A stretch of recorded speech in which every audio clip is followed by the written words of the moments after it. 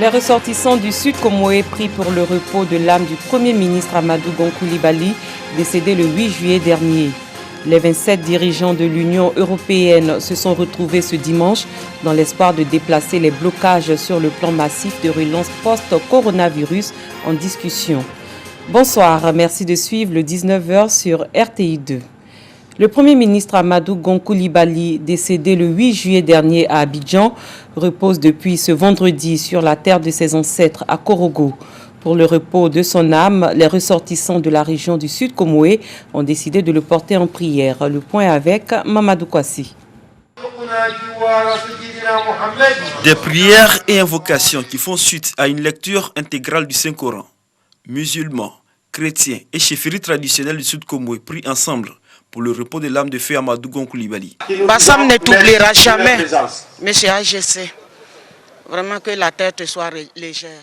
Cette initiative des cadres est soutenue par l'ensemble des différentes couches du Sud Comoé en général et de la ville de Grand Bassam en particulier. Tous se souviennent des actions réalisées par l'ex-premier ministre de la Côte d'Ivoire pour leur région. Vraiment avec Amadou Gon, vraiment c'était, comme on le dit, le Père Noël du Sud Comoé, parce que vraiment il y a eu beaucoup d'actions que Amadou Gon a posées à l'égard du Sud Comoé. Et on a vu les inondations de Bassam. Amadou Gon n'est pas resté sans réagir au nom du Sud Comoé. On a vu la période de fin d'année, Amadou Gon a encore réagi. Et donc vraiment avec Amadou Gon, on était bien parti. Et dommage que Dieu l'a appelé. Une très grande perte pour la nation ivoirienne et une grande perte pour la région du Sud Comoé et une grande perte pour la ville de Grand Bassam. Je demande au Seigneur Tout-Puissant de consoler notre chef d'État, le président Alassane Ouattara, et tous les membres de ce gouvernement. Les cadres souhaitent que le pacte tissé avec Amadou Gon Coulibaly demeure à jamais pour le développement de leur région. Mais déjà, il faut poursuivre son œuvre. Et c'est pourquoi nous devons sécher nos larmes, regarder à l'avant, voir comment nous pouvons chacun à son niveau apporter son appui au pays de par la paix, parce que la paix est essentielle à tout développement. Un livre de condoléances a été ouvert et cette prière constitue le début d'une série d'activités ponctuées de prières et de bénédictions pour le repos de l'âme de feu Amadou Gon Coulibaly. Les diplomates ivoiriens au Canada se souviennent eux aussi du chef du gouvernement, Amadou Gon Coulibaly. Réunis à l'ambassade de la Côte d'Ivoire, ils ont décidé de lui rendre un vibrant hommage. Cheikh Kony. Aux quatre coins du monde, les hommages au Premier ministre Amadou Gon Coulibaly se poursuivent. Les larmes des Ivoiriens de toutes les diasporas confondues, et même des non-Ivoiriens, peinent à sécher. La perte brutale du défunt chef du gouvernement suscite encore émotion et douleur. Ce 16 juillet à Ottawa, au Canada, c'était au tour des membres de la mission diplomatique ivoirienne de rendre hommage au lion. Gerbe de fleurs en main, l'ambassadeur Philibert Vanidi a rendu un dernier hommage au fils du Poro. Il lui a reconnu ses qualités de négociateur, d'homme de dossier, d'ardent défendeur du travail bien fait et d'artisan infatigable du redressement économique de la Côte d'Ivoire. La mort est inévitable car personne ne sort de la vie vivant. Elle doit donc nous interpeller en nous incitant à plus d'humilité. S'est exprimé Philibert Vanidi. Amadou Gon Coulibaly repose depuis le 17 juillet 2020 à Korogo. La lutte contre le coronavirus se poursuit sur le terrain.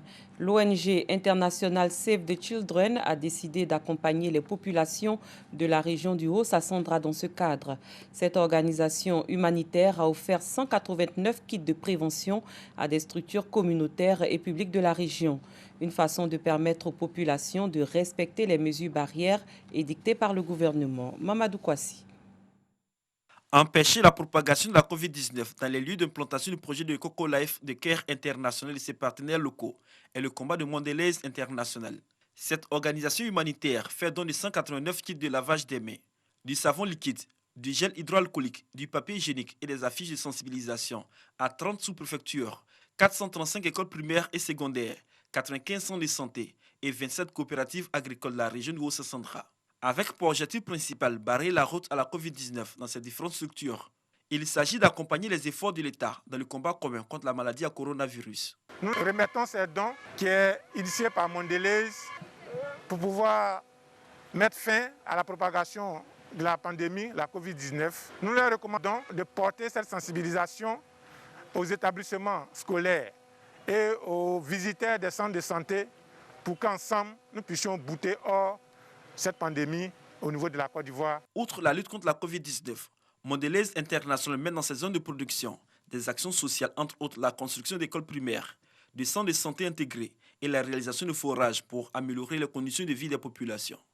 Le préfet de la région de Haut-Sassandra, Anatole Digbe-Bako, a invité les bénéficiaires à en faire un bon usage et au respect scrupuleux des mesures barrières afin de freiner la propagation de la Covid-19 dans le Haut-Sassandra. Un mot de religion, la communauté catholique oratoire Marie, Mère de la Charité chrétienne, fête ses 15 ans d'existence. En prélude à ces festivités, les responsables ont organisé une conférence de presse pour dresser le bilan des 15 années passées et établir un chronogramme des manifestations. Une occasion mise à profit pour rendre un hommage à Monseigneur Pierre-Marie Coty, parrain de la congrégation et parolier de l'Abidjanaise. Pierre-Marie Coty rappelait à Dieu dans la nuit du 17 au 18 juillet 2020. Clément Boucaud. La communauté catholique oratoire Marie, Mère de la Charité chrétienne, fête ses 15 ans d'existence le 15 août prochain. Pour annoncer les festivités, les responsables dressent le bilan de leurs actions lors d'une conférence de presse. Elle nous donne des messages tous les vendredis pendant le chemin de croix.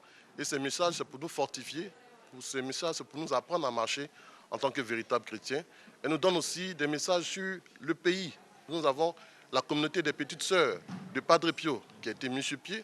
Nous avons eu l'adoption de 3 enfants par Marie, Mère de la Charité chrétienne. Pour les membres, cette communauté a une mission bien précise. L'oratoire de Marie, Mère de la Charité chrétienne est un lieu de pèlerinage, est un sanctuaire, est un lieu saint où chacun des enfants de Dieu est appelé à venir se recueillir, à venir prier, à venir confier ses intentions, ses problèmes, ses espoirs, ses espérances à Marie, Mère de la Charité chrétienne, qui s'est déclarée comme la mère de l'Afrique. La libération que maman opère, c'est à travers tous les maux qui secouent l'Afrique.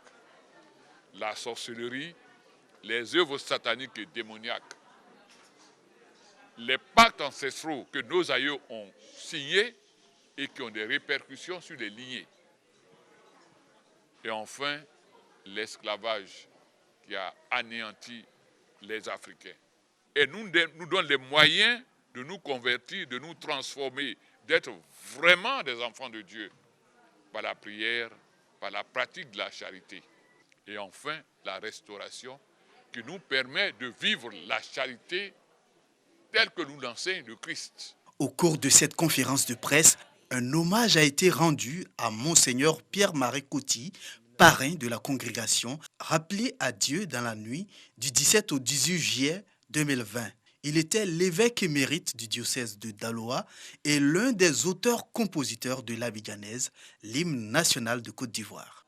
Les festivités de l'oratoire Marie, Mère de la Charité chrétienne démarrent dans la nuit du 14 août prochain et va s'achever en fin d'année. À l'étranger, au Mali, la mission de la CEDEAO a terminé sa conférence de presse ce dimanche en milieu d'après-midi à Bamako, en présence notamment de Goodluck Jonathan, chef de délégation, et du président de la commission de la CEDEAO. Ils se sont exprimés à propos de leur médiation entre le mouvement du 5 juin, conduit par l'imam Mahmoud Diko, et le président Ibrahim Boubacar Keïta, dont le M5 demande la démission. Les intervenants de la CEDEAO proposent essentiellement 3 choses: la reconstitution de la Cour constitutionnelle, la formation d'un gouvernement d'union nationale et l'application de l'accord de paix d'Alger, ainsi que la prise en compte des problèmes de gouvernance. La délégation de la CEDEAO espère que tout cela pourra être mis en place d'ici le 31 juillet prochain afin que le Mali puisse se remettre sur les rails. Plus loin, le sommet de l'Union européenne a débuté vendredi et était officiellement prévu sur 2 jours. Mais le président du Conseil européen, Charles Michel, a convoqué les chefs d'État et de gouvernement à midi ce dimanche. L'unanimité des États membres étant requise, un compromis est particulièrement difficile sur le plan de relance adossé au budget à long terme de l'Union européenne 2021-2027 de 1 074 milliards d'euros. Charles Michel avait lancé les discussions sur la base d'une proposition révisée offrant davantage de gages aux pays les plus réticents à l'idée de ce plan de 750 milliards d'euros financé par un emprunt commun, Pays-Bas en tête. La journée du 17 juillet s'était achevée dans une grande tension face à l'inflexibilité des Pays-Bas. Charles Michel, médiateur du sommet, espérait infléchir la position des récalcitrants en offrant des concessions sur la répartition entre subventions et prêts, ainsi que sur les conditions qui encadrent le versement de l'argent. Dernier point proposé par Charles Michel, la réduction dans l'enveloppe globale de la partie subvention au bénéfice de la partie prêt auquel sont plus favorables les pays frugaux. Mais ils ont provoqué samedi soir l'interruption brutale du sommet en réclamant une réduction plus grande encore des subventions. Un bénévole du diocèse de Nantes a été placé en garde à vue ce dimanche 19 juillet dans le cadre de l'enquête sur l'incendie dans la cathédrale Saint-Pierre et Saint-Paul. Cet homme était chargé de fermer la cathédrale vendredi soir et les enquêteurs voulaient préciser certains éléments de son emploi du temps. Depuis samedi après-midi, des experts incendies du laboratoire de police scientifique et technique sont à l'œuvre pour tenter de déterminer l'origine du sinistre dans le cadre de l'enquête ouverte pour incendie volontaire. L'incendie qui a touché hier la cathédrale gothique de Nantes, datant du XVe siècle, a détruit des vitraux et des objets d'art, dont le grand orgue. Il a causé un grand émoi plus d'un an après le feu à Notre-Dame de Paris. Ils sont 10 000 en France capables de se lancer à l'assaut de chantiers vertigineux suspendus à une corde. Mi-ouvriers, mi-alpinistes, ce sont les cordistes. À Bordeaux, 2 d'entre eux nous font partager leur passion pour ce métier à risque qui mêle sang-froid et agilité. Perché à plus de 120 mètres de hauteur, Christophe ne se lasse jamais de monter sur la flèche Saint-Michel à Bordeaux. Depuis 18 ans, il passe ses journées de travail accroché au bout de ses cordes. Cet ouvrier alpiniste est cordiste. Il intervient là où les engins ne peuvent accéder. Il n'y a vraiment que les cordistes qui peuvent y aller. Et les cordistes bien accrochés parce qu'il faut passer par l'extérieur et faire une ascension. Donc ça reste... si c'était une voie d'escalade, elle serait considérée comme étant difficile dans le sens, elle est très impressionnante. Quand on arrive en haut, imagine-toi que tu es debout sur une chaise à 120 mètres. Tu n'as rien autour de toi. Équipé comme un alpiniste avec 25 kilos de matériel, Christophe se déplace comme un funambule. Mission du jour, inspecter les fissures de la pierre. Des travaux d'envergure sont prévus en 2021 pour restaurer l'édifice construit en 1492. On amène vraiment des vraies solutions techniques et adaptées au monde contemporain. Et en plus, pour aider et sauver des anciens bâtiments.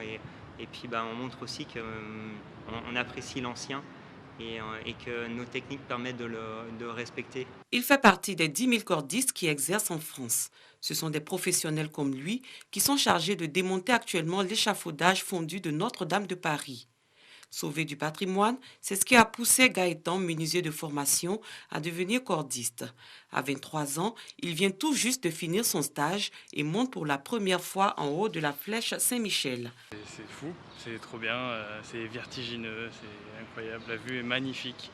Ouvriers alpinistes, les cordistes doivent tout au long de leur carrière se former à tous les métiers du bâtiment pour intervenir sur n'importe quel chantier. Des cathédrales au château, en passant par les éoliennes ou la construction ultra-moderne. Une règle d'or, le travail en équipe. On est toujours en binôme, oui, au cas où il y en a un qui se blesse, alors qu'il fasse une mauvaise chute, qui s'ouvre avec une machine ou quoi que ce soit. Il faut toujours qu'il y ait quelqu'un qui soit formé à côté de lui pour pouvoir le secourir. Quand il y a quelqu'un qui est pendu sur une corde à 30 mètres ou comme ça, les pompiers ne sont pas en capacité de venir le chercher. Malgré la dangerosité, on ne déplore en moyenne qu'un mort par an dans le métier qui s'est largement professionnalisé ces dernières années. La sécurité avant tout et non, il faut avoir la tête bien sur les épaules justement pour éviter tout accident. Et justement, il faut arriver à réfléchir à tous les risques qui nous entourent, que ce soit aussi bien les gens que le travail de nos cordes. Il faut avoir justement une bonne notion de 3D. Le prochain chantier des équipes d'Adrénaline, le phare de Cordouan, au large de l'estuaire de la Gironde. La dernière touche d'un chantier de rénovation a débuté il y a plusieurs mois. Le légendaire phare royal espère ainsi entrer dans la liste du patrimoine mondial de l'UNESCO. C'est tout pour le 19h. Merci de votre fidélité. Très bonne soirée. À très bientôt.